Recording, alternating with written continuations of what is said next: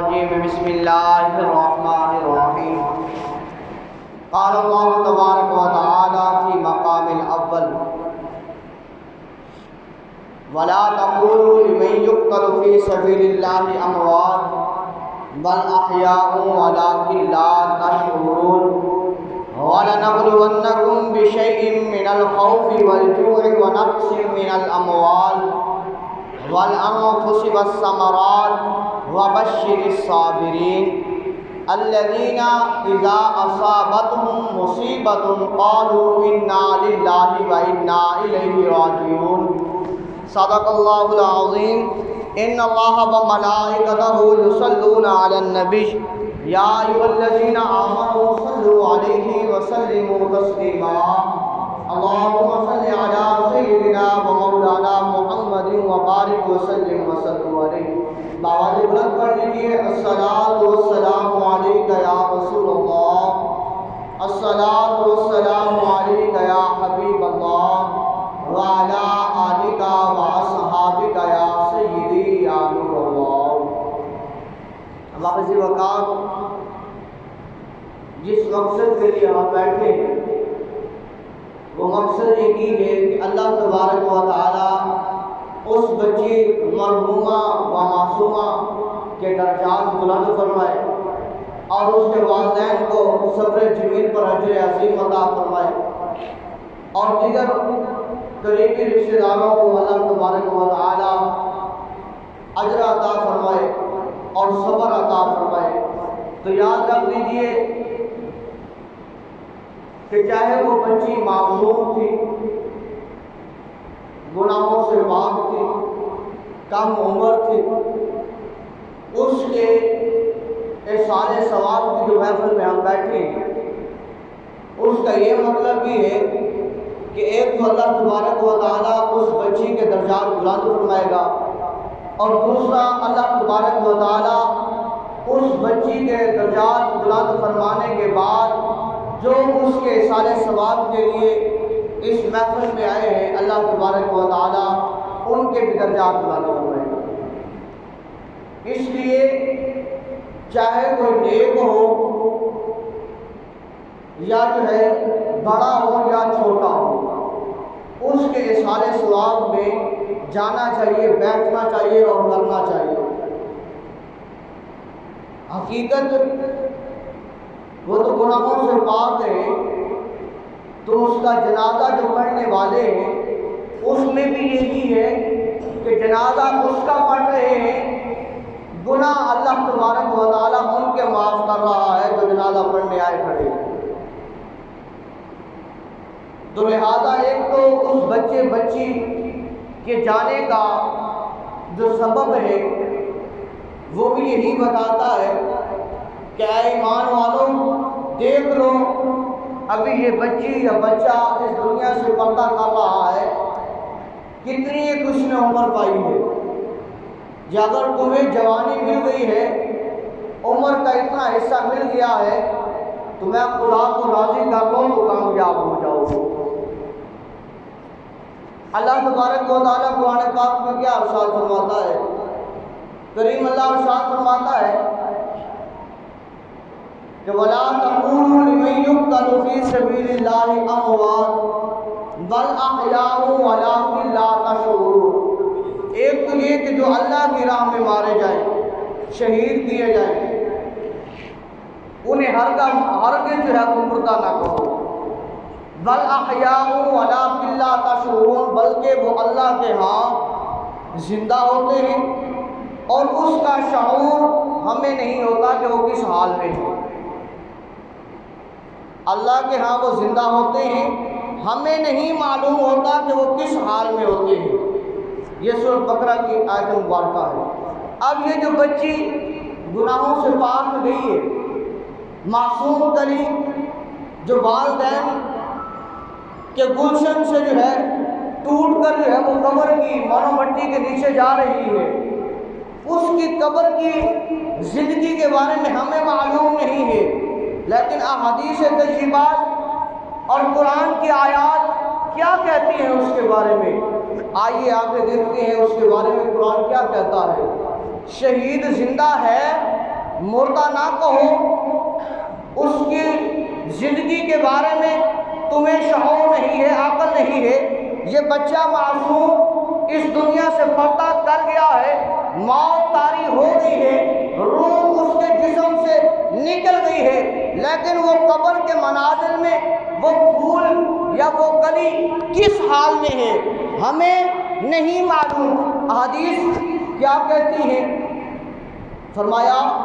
کہ جو بچہ معصوم بالغ ہونے سے، سن بلوغت سے پہلے اس دنیا سے پردہ کر جاتا ہے، وہ بچہ ایمان والا، ایمان والی اللہ کے ہاں زندہ ہوتا ہے، اور حضرت ابراہیم علیہ السلام اسے قرآن کی تعلیم بھی دیتے ہیں۔ سورہ کا ہے بیت اللہ شریف، حرم پاک جو ہے، اس کی بالکل سمت میں آسمانوں میں بیت المعمور ہے فرشتوں کا۔ جس طرح انسان یہاں طواف کرتے ہیں، ایسے فرشتے وہاں بیت المعمور کا طواف کرتے ہیں۔ فرمایا جو بچہ مسلمانوں کا، ایمان والا، ایمان والی مرد عورت کا بیٹا یا بیٹی سن بلوغت سے پہلے جو فوت ہو جائے، تو وہاں پر جا کر بیت المعمور کے سامنے حضرت ابراہیم علیہ السلام نے اس بیت المعمور کی دیوار کے ساتھ ٹیک لگائی ہوئی ہے، اور انہیں قرآن پاک پڑھا رہے ہیں، قرآن کی تعلیم دی جا رہی ہے، قرآن پڑھایا جاتا ہے، اور وہ بچہ بچی اپنے والدین کو ایسے پہچانتا ہے، ایسے پہچانتا ہے کہ جیسے زندہ بھی صحیح طرح جو ہے وہ ادب احترام اور پہچان نہیں رکھتے۔ زندہ کی حس مردہ سے جاننے کی، سننے کی، دیکھنے کی کم ہے، اس کی زیادہ ہے۔ اب جو زندہ بچہ ہے وہ والدین کا ادب و احترام، والدین کی بات کو سمجھنا، سننا، ان کو دیکھنا، ان کو پرکھنا اس کا کم ہے۔ جو فوت ہو گیا ہے بچہ، بیت المعمور کے سامنے قرآن کی تعلیم حاصل کر رہا ہے، وہ بیت المعمور کے سامنے بیٹھ کر ابراہیم علیہ السلام کی معیت قربت میں بیٹھ کر اپنے باپ کو بھی دیکھ رہا ہے، دیکھ رہی ہے، اپنی ماں کو بھی دیکھ رہا ہے اور دیکھ رہی ہے۔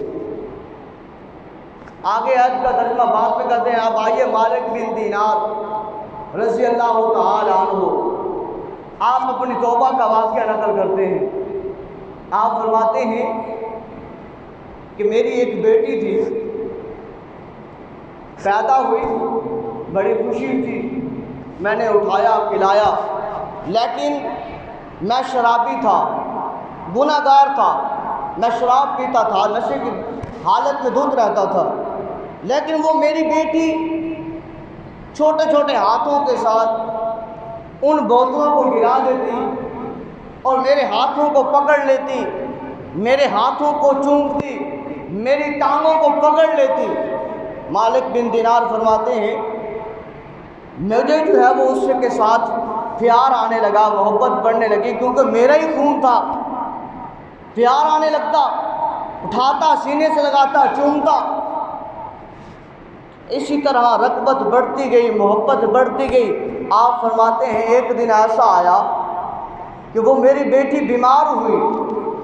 بیمار اس حالت تک ہوئی کہ جسم سے روح پرواز ہو گئی، اور میں نے اسے غسل کا اہتمام کروایا، کفن کا اہتمام کرایا، اور اپنی اس ننھی شہزادی کو، ننھی کلی کو، اس پھول کو میں جا کر مٹی کے جو ہے وہ سپرد کر کے آیا۔ وہ زندہ تھی تو بھی باپ کو جہنم سے بچانا چاہتی ہے، شراب کو گرا دیتی ہے، ہاتھوں کو تھام لیتی ہے، قدموں کو پکڑ لیتی ہے۔ آپ فرماتے ہیں فوت ہو گئی، جنازہ ہوا، سب کچھ ہوا، قبرستان چھوڑ آیا، گھر آ گیا، کچھ دن گزرے، 15 شعبان کی رات آئی، شب برات کی رات آئی، میں سو رہا تھا اور میں نے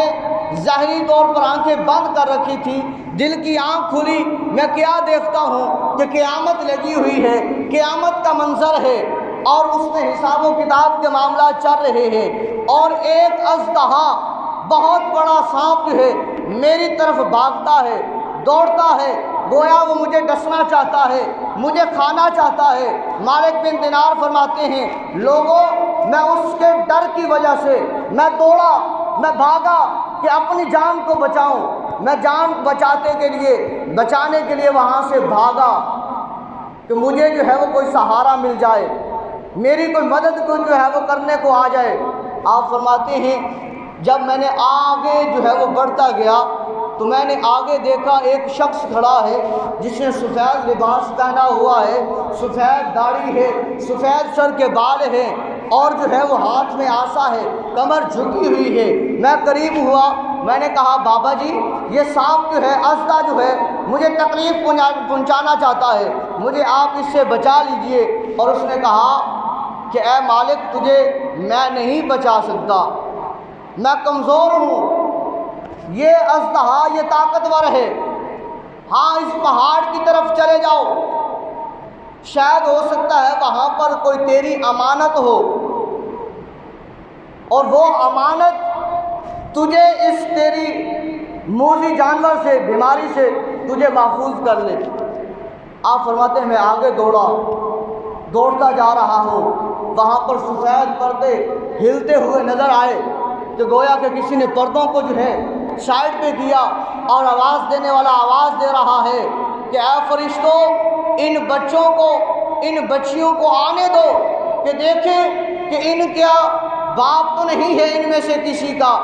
اور اس کی امانت یہاں پر موجود ہے تو وہ ان کی مدد کر لے۔ فرمایا جیسے پردے کھلتے ہیں بچے آ رہے ہیں، ان بچوں میں نے ایک بچی کو دیکھا جو باقی بچوں کو سائڈ پر کرتی ہوئی کہہ رہی ہے سائڈ پہ ہو جاؤ، سامنے میرے بابا آ رہے ہیں۔ مالک بن دینار فرماتے ہیں مجھے آ کر میری بیٹی لپٹ جاتی ہے اور اس نے ایک ہاتھ سے جو اتنا بڑا اژدہا آ رہا ہے اس کے منہ پر مارتی ہے اور کہتی ہے پیچھے ہو جا، تجھے پتہ نہیں ہے یہ میرے بابا ہیں، میں ان کی بیٹی ہوں، میں ان کا خون ہوں، میرے ہوتے ہوئے میرے بابا کو نقصان پہنچائے گا۔ فرمایا وہ اژدہا اس بیٹی کے ہاتھ کے لگنے سے وہ پیچھے ہٹ جاتا ہے، مڑ جاتا ہے، اور اس بچی نے قرآن کی تلاوت کی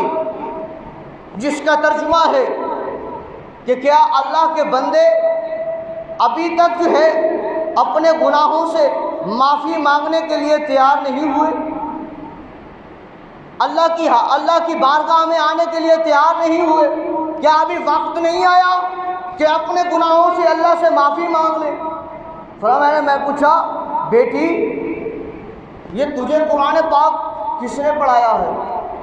یہ قرآن کہاں سے یاد کیا ہے؟ عربی لہجہ کہاں سے آیا ہے؟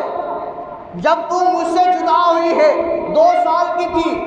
ٹھیک طرح تو بول نہیں سکتی تھی، اب عربی بول رہی ہے، قرآن پڑھ رہی ہے۔ اس نے بتایا بابا یہاں پر اللہ نے ابراہیم علیہ السلام کی ڈیوٹی لگائی ہے، ہمیں نبی اللہ ہمیں قرآن کی تعلیم دیتے ہی اور قرآن پڑھایا جاتا۔ کہا بیٹی یہ جانتی ہو یہ جو اژدہا تھا وہ کون تھا؟ بیٹی یہ جانتی ہو جو بزرگ تھا سفید داڑھی والا کون تھا؟ اس ننھی شہزادی نے کہا ہاں بابا جانتی ہوں، جو اژدہا تھا جو آپ کی جان لینا چاہتا تھا وہ آپ کے برے اعمال تھے، آپ کے گناہ تھے، آپ کا وہ مال تھا، وہ دولت تھی جسے ایسے عمل کی وجہ سے کمایا ہے جس سے اللہ اور اس کے محبوب کی ناراضگی آتی ہے، اس وجہ سے وہ تیرے برے اعمال تھے جو ایک اژدہا کی شکل میں تھے۔ کہا بیٹا یہ بتاؤ یہ جو بزرگ تھے سفید داڑھی والے، سفید بالوں والے، کمر جھکی ہوئی، ہاتھ میں عصا پکڑے ہوئے، جن سے میں نے مدد مانگی، میں نے کہا مجھے بچاؤ کہ تیرے ہاتھ میں لاٹھی بھی ہے، اس اژدہا سے میری مدد کریں، تو اس نے آگے سے جواب دیا میں نہیں کر سکتا، میں کمزور ہوں۔ فرمایا وہ کون تھا؟ بیٹی نے کہا بابا وہ آپ کے نیک اعمال تھے، آپ کی وہ نیکیاں تھیں جو آپ نے اللہ اور اس کے رسول کی رضا کے لیے کی تھی۔ لہذا نیکیاں وہ اتنی کم تھیں، اتنی کمزور تھی کہ ایک ضعیف کی شکل میں تھی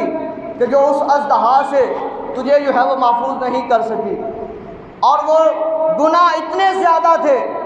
کہ وہ اس پر بھی حاوی تھے اور آپ کی جان لینا چاہتے تھے۔ مالک بن دینار فرماتے ہیں میری آنکھ کھلی تو میں نے فوراً اللہ کی بارگاہ میں سجدہ کیا اور اللہ کی بارگاہ میں گڑ گڑایا، اللہ کی بارگاہ میں شکر ادا کیا۔ اللہ تیرا شکر ہے، اللہ تو نے بیٹی عطا کی تھی اور اللہ اس وقت بھی وہ مجھے ان گناہوں سے، ان علائشوں سے محفوظ کرنا چاہتی تھی۔ اللہ اگر آج وہ تیری بارگاہ میں چلی گئی ہے، اللہ آج وہاں پر بھی میرے لیے جو ہے وہ بخشش کا ذریعہ بن رہی ہے، میرے لیے بخشش کا ذریعہ بنی ہے۔ اللہ میں تیری بارگاہ میں گناہوں کی توبہ کرتا ہوں۔ فرمایا پتہ یہ چلتا ہے بیٹی اگر زندہ تھی تو بھی اپنے والدین کے لیے بخشش کا ذریعہ ہے، اگر اس دنیا سے پردہ کر گئی تو بھی بخشش کا ذریعہ ہے۔ اور قرآن پاک کی آیت کریمہ جس میں اللہ نے فرمایا وَلَنَبْلُوَنَّكُمْ بِشَيْءٍ مِّنَ الْخَوْفِ وَالْجُوعِ وَنَقْصٍ مِّنَ الْأَمْوَالِ وَالْأَنفُسِ وَالثَّمَرَاتِ وَبَشِّرِ الصَّابِرِينَ کہ اور اللہ تمہیں ضرور آزمائے گا۔ کس چیز سے؟ وَلَنَبْلُوَنَّكُمْ بِشَيْءٍ مِّنَ الْخَوْفِ خوف سے، وَالْجُوعِ اور بھوک سے، وَنَقْصٍ مِّنَ الْأَمْوَالِ اور مال کی کمی سے، وَالْأَنفُسِ وَالثَّمَرَاتِ اور ثمر سے، پھلوں کی کمی سے اور جانوں سے۔ فرمایا وَبَشِّرِ الصَّابِرِينَ اور جو صبر کریں گے انہی کے لیے خوشخبری ہے۔ اب یہاں پر بھوک سے، اولاد سے، پھول سے، جانوں سے، پھلوں سے جو بات آئی ہے، مفسرین کرام لکھتے ہیں کہ یہاں پر پھلوں کی کمی سے مراد وہ بیٹا یا بیٹی ہے۔ اگر بیٹا ہے تو وہ بھی اپنے والدین کے لیے پھل ہے، اگر بیٹی ہے تو بھی اپنے والدین کے لیے پھل ہے۔ تو لہذا جو ان پھلوں کی اپنی اولاد کی کمی سے اللہ کی بارگاہ میں صبر کرتے ہیں، اللہ تبارک و تعالی ان کو اجر بھی عطا فرماتا ہے۔ آگے والی آیت کریمہ میں کہ فرمایا الذین اذا اصابتہم مصیبت، جو مصیبت آنے پر جو لوگ کہتے ہیں انا للہ و انا الیہ راجعون کہ اللہ نے دیا تھا، اللہ نے لے لیا ہے، اللہ تیری رضا پر راضی ہیں، ان کے لیے اجر کیا ہے؟ مفسرین کرام فرماتے ہیں جیسے وہ روح بچے کی یا بچی کی لے کر فرشتے اللہ کی پاک بارگاہ میں جاتے ہیں، اللہ فرماتا ہے فرشتوں بتاؤ کہاں گئے تھے؟ فرشتے عرض کرتے ہیں باری تعالیٰ فلاں جگہ پر، فلاں محلے میں، فلاں جگہ سے ہم ایک پھل لے کر آئے ہیں۔ اللہ فرماتا ہے بتاؤ وہ پھول جس باغیچے سے توڑا ہے، جس والدین سے اس کو جدا کیا ہے، اس کلی کو، اس پھول کو، ان کا رویہ کیا تھا، وہ کیا کہہ رہے تھے؟ تو وہ فرشتے عرض کرتے ہیں باری تعالیٰ وہ یہ کہہ رہے تھے کہ انا للہ و انا الیہ راجعون، اللہ تیری رضا پر راضی ہیں، تو نے دیا ہے، تو نے لے لیا ہے۔ اللہ فرماتا ہے فرشتوں اگر وہ زمین پر بیٹھ کر میں خدا کی حمد کر رہے ہیں، ان کا تم پھول بھی لے کر آئے، پھل لے کر آئے، ان کی جو ہے وہ گود میں سے وہ پھل اور پھول اٹھا کر لائے ہو، اس کے باوجود وہ صبر کر رہے ہیں اور میری حمد بیان کر رہے ہیں، فرشتوں گواہ ہو جاؤ میں نے اس بچی کے والدین کی بخشش کر دی۔ اور فرمایا فرشتوں صرف بخشش ہی نہیں، جاؤ اور جنت میں ایک محل تیار کر دو، ایک گھر بنا دو۔ اللہ گھر بنا دیا گیا ہے، محل تیار کر دیا ہے۔ اللہ فرماتا ہے فرشتوں محل بن گیا ہے، تیار ہو گیا ہے، عرض کی جی رب العالمین ہو گیا ہے۔ فرمایا اس کے اوپر ایک پٹی لگا دو، لکھ دو۔ اللہ کیا لکھنا ہے؟ فرمایا اس کے اوپر لکھ دو بیت الحمد۔ تعریف کیا گیا کہ یہ دنیا میں بیٹھ کر اس بچے اور بچی کے والدین نے میری حمد کی ہے، میں نے جنت میں ان کا محل تیار کروا دیا ہے، کل حشر کے دن جنت ان کے لیے ہوگی اور یہ محل ان کے والدین کے لیے ہوگا۔ اللہ کی پاک بارگاہ میں دعا کرتے ہیں اللہ تبارک و تعالی معصومہ و مرحومہ بچی کے درجات بلند فرمائے اور اس کے والدین کو صبر جمیل بھی عطا فرمائے، اجر عظیم بھی عطا فرمائے اور اولاد نرینہ لمبی عمر والے بے عیب بچوں کی صورتوں میں اللہ عطا فرمائے، آمین۔